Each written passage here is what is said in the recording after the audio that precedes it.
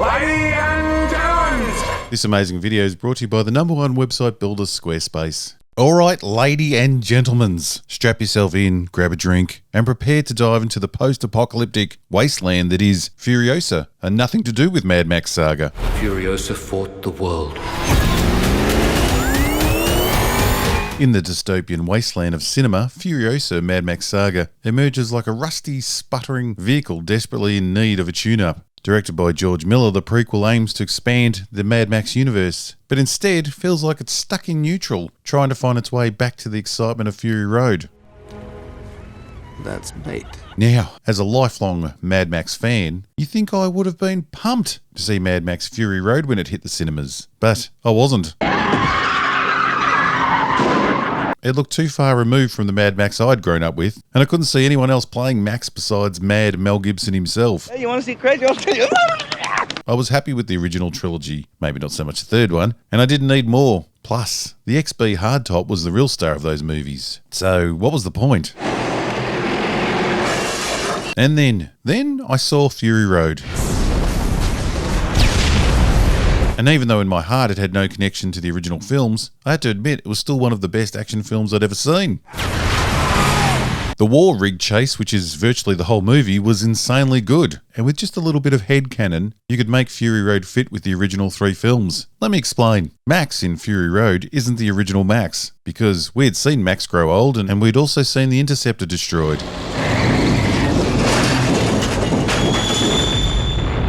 So the Max in Fury Road couldn't be the original Max. No, the Max in Fury Road is really the feral kid from Mad Max 2. He idolised Max and helped him defeat the Wasteland Gang. As for me, I grew to manhood. That's right, the no-named feral kid had grown up, taken his hero's name.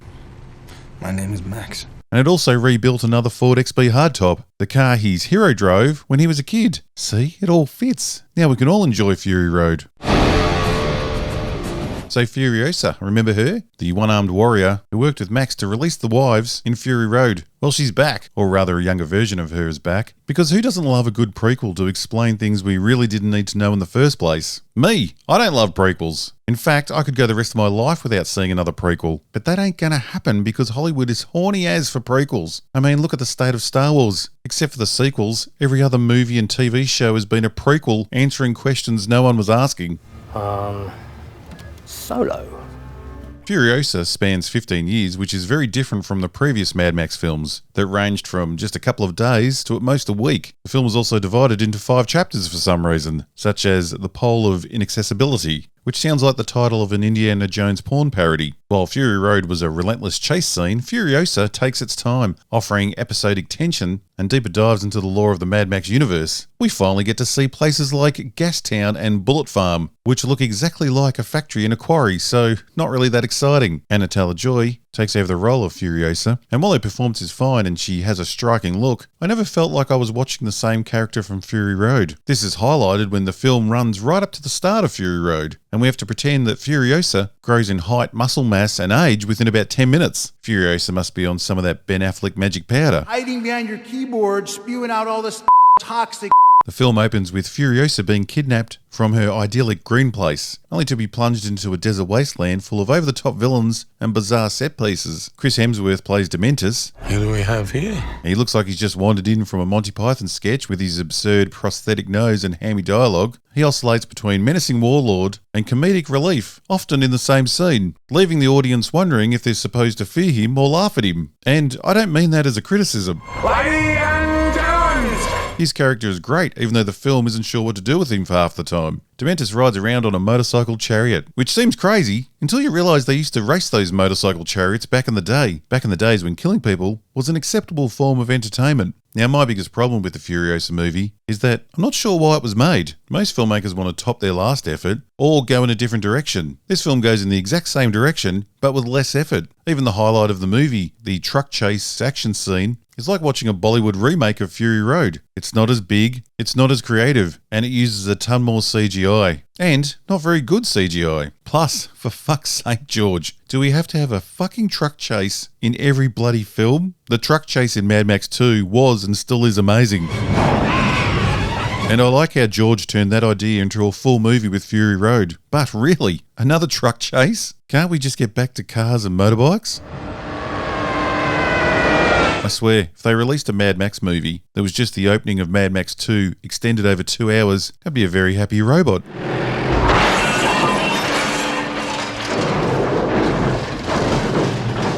While we're talking about desert wastelands and people with no hope, let's talk about your life and future. Don't live life with regrets like Max. Chase that life you've always wanted by getting that great idea of yours out to the world. Start bringing in the cash with an amazing website from Squarespace. And it couldn't be easier. First, sign up for a free trial. Choose from Squarespace's large selection of professionally designed templates. Then make it your own with the ease of drag and drop designing using their amazing custom tool, Fluid Engine. Add photo galleries, portfolios, and eye-catching video backgrounds. If you want an online store, Squarespace does all the hard work for you, so you can be selling your products directly to your customers within hours. Yes, within hours. And if you're like me and digital content is your thing, Squarespace websites now have a members area where you can monetize your content right on your own website. So that's cash straight in your pocket, my friend. Squarespace also provides secure payments and client invoicing, so you can run your whole business straight from your website. And if you want to use your skills to make some income, Squarespace lets you set up online courses with multimedia lessons, progress tracking, and flexible pricing. So, once your courses are all set up, you'll be earning money 24/7. And nothing beats making cash while you're sleeping. Head over to squarespace.com/robothead and try Squarespace today for free. And then when you are ready to take off, use the code ROBOTHEAD and you'll get 10% off your first purchase. See the link below. Go to Squarespace today and get out of the wasteland. Even the old characters come across as watered-down versions, which is the risk you take when you try and flesh out lunatic characters. Immortan Joe, who was originally played by the magnificent Hugh Keays-Byrne, who also played the legendary Toe Cutter in the original Mad Max. Can you see me, Toe Cutter? Do you see me, Toe Cutter? Do you see me, man?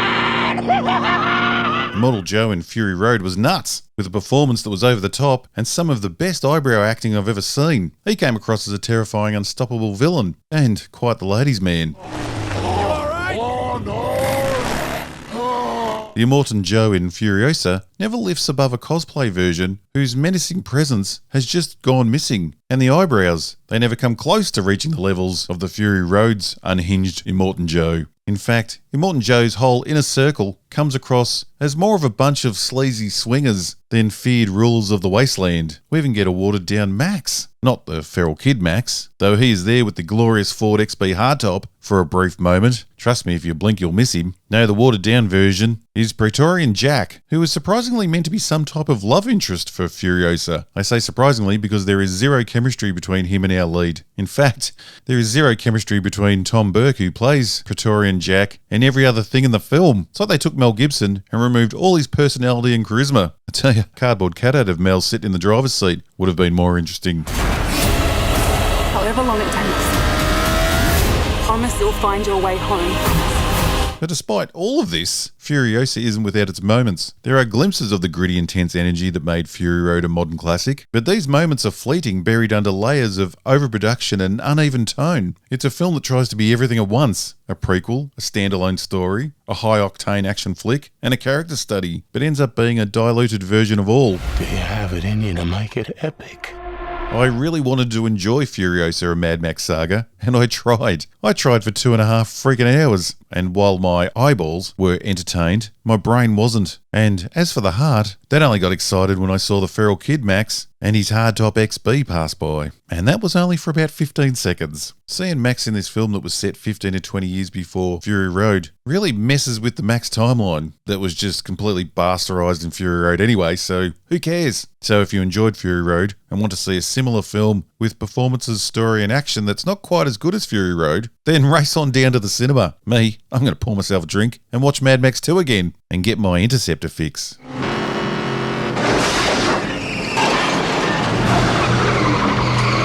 I just remembered, I didn't even mention the weird scene where they grow a tree out of a man. Just save that one as a surprise. Who do we have here?